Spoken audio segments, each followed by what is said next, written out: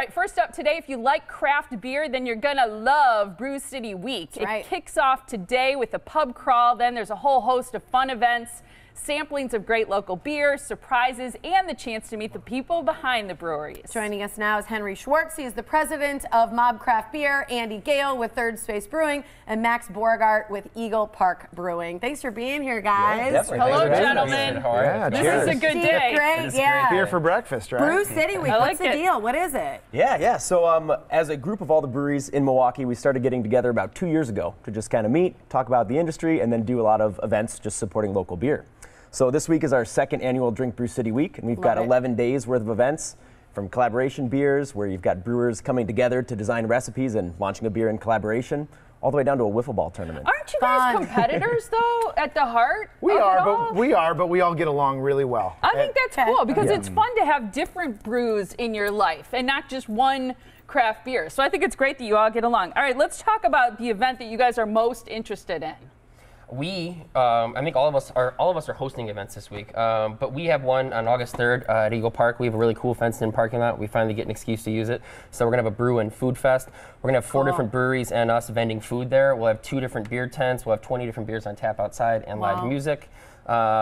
But yeah, we have a lot of events. Tonight is the brewery crawl, so we'll have a bus going between 6 different breweries on the Lower East Side and River West areas, celebrating all the collaboration beers we did. That's awesome. Cool. So there's 6 breweries total taking part in the week, or actually there's over 20 different breweries taking part in the week. And actually at the event I'm most excited about, which is hosted at Third Space, is the Wisconsin IPA Fest. And at this event, did you guys bring an IPA? You know, somehow I didn't, up. but Henry's got a pale ale. Okay, let's have a sip of that. I got an Imperial IPA with lemon and strawberry, or a normal IPA. I want lemon and strawberry. Yeah, let's do that lemon and strawberry thing. What is this? I love Henry's IPA, name tag. That is like the greatest name tag ever.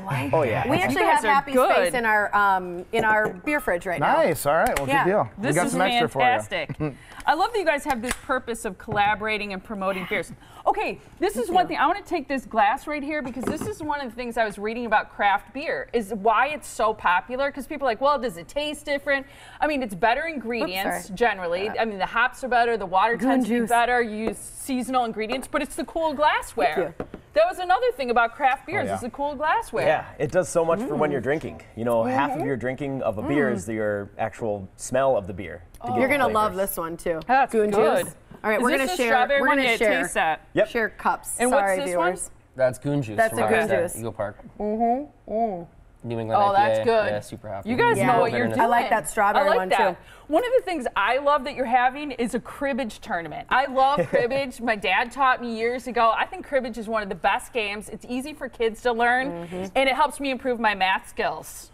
Which is well needed for all of us. Yeah, right? Yeah. So will you guys take part in these events, or is your job more serving the beer and interacting with people and sharing what you know about crafting beer? It's a little bit of both. We try to attend as many of the events as we can, and we have a lot of volunteers helping us out with the events so that we can actually get out and engage with the customers, with the beer drinkers. Yeah. Awesome. What do you guys see as the future for beer in Milwaukee, the whole scene that we've got going here? I think it's pretty good. We're at a really exciting time, and we're just kind of on that cusp of a lot of bars and restaurants really wanting to bring in local beer, but it all comes down to people demanding it. You know, if you want to have an awesome city, that's kind of built on awesome breweries. You know, we all employ a ton of people.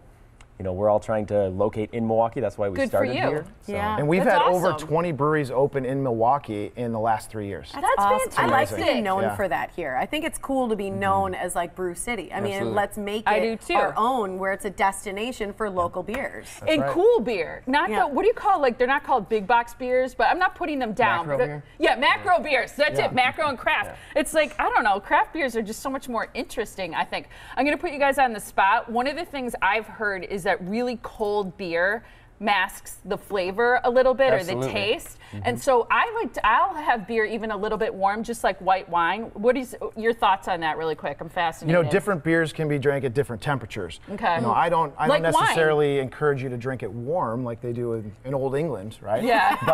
But you definitely don't want to drink it out of a frosted mug. A lot of people want that frosted mug. But that can certainly mask the flavor. Okay. Bigger beers, stouts and stuff, I mean, they're better at like cellar temp, 55 degrees. If I could serve them off our draft lines at that, that'd be great. But a lot of times, people want cold beer. People want cold beer. Whenever I go into a bar, if I'm getting a bourbon barrel aged stout, I'll usually order 2 beers and then drink one first, and then let that one sit for a little while. Oh, that's a good plan. You know, it does make such a huge difference. We even put all of our temperatures on our bottles that are like, that recommended temperature that you should drink. Let me see that. That's so cool. they're meant to, like, you know, sit out while you're, you know, having a little picnic. And it totally depends on the beer. Usually your darker beers, all of your aromas are going to explode out of there more when it's exposed to a little bit higher temperature. Okay. What's the best way to take in, because there's actually, we keep calling it a week-long festival or event, but it's actually 11 days total, right? That's right. What do you think if you've got a buddy and he's not been to a festival like this before, and you're going to go, dude, here's how you have to do it? Because you want to take in more than just one day or more than just the cribbage tournament or the wiffle ball. How do you suggest people go about this 11-day fest? I think there's a lot going on. Like there's different events for everyone. So I think people are going to definitely gravitate towards the ones that they want to go to.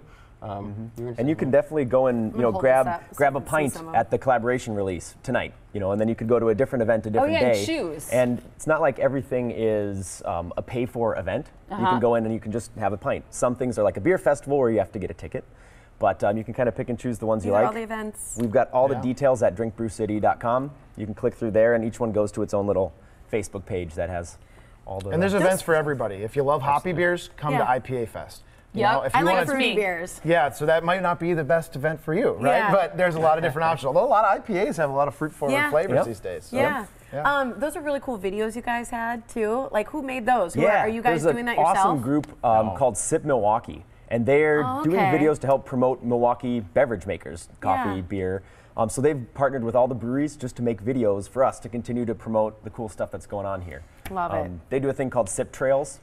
That's kind of their business model, where you can go around and get deals at all the different breweries. That's so cool. Yeah. You guys got to come back, because we need to do, one of the things that's so hot with wine for forever has been pairings, but there's so many great pairings with beer. There's so many other things that are fun to talk about. So I loved seeing all of you. Congratulations on your success. It's going to be fun. And the collaboration. I love that you're all coming together to put together this festival. There's so much fun stuff going on. You got to check it out online. There's this whole host of things, from wiffle ball and cribbage, like we said. There's Food Fest. There's the IPA, specifically that fest. So go online, check out the full schedule of everything going on. It's today. It starts today. Great way to kick off your Thursday a little bit later through August 5th. Go to drinkbrewcity.com to learn more about these guys and all the other brewers who are participating in this great festival. Pretty cool, you guys. Super Thanks cool. for doing what you do. Thanks for having us. Thank you so much. Cheers.